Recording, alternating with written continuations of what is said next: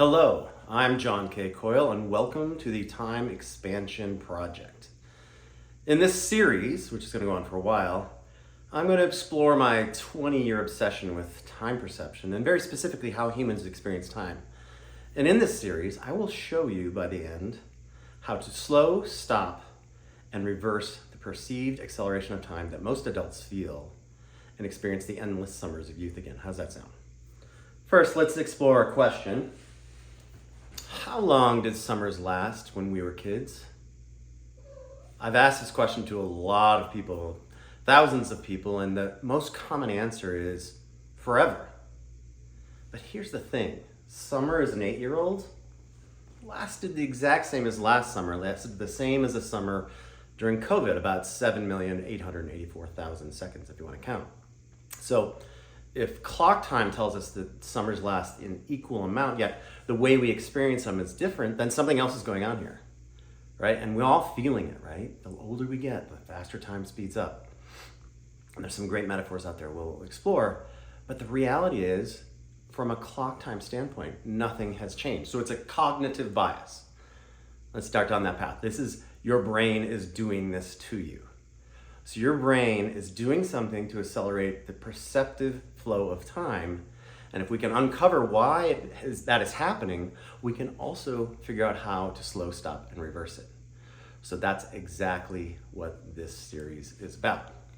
Now, in order to do that, we have to explore the very nature of the word time, which is overused. Time is the most common word in the English language, other than a, and the.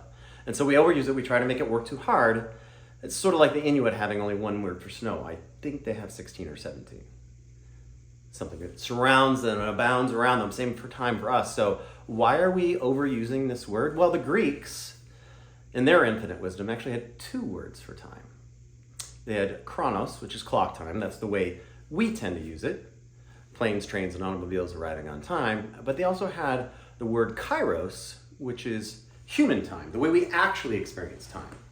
And they use that about 67% of the time in ancient Greek texts. So they like this word better. What is kairos? Kairos is human time, the way we actually experience time, which, as you know intuitively at least, is not very linear. Time speeds up, it slows down. We'll explore that in a second. So they had this other word for time called kairos. And the deeper meaning of kairos is when everything happens at once and the trajectory is reset.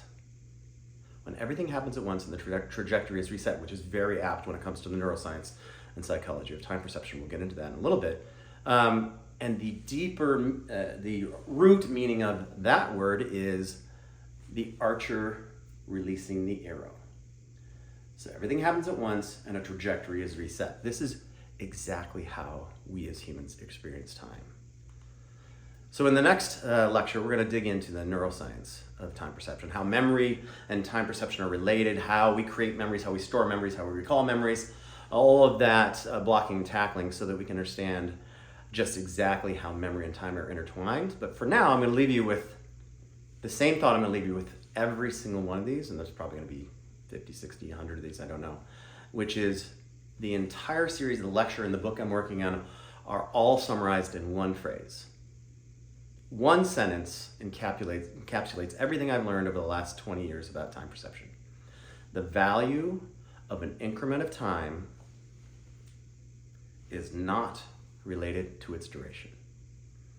Join me for the Time Expansion Project number 2 coming up soon.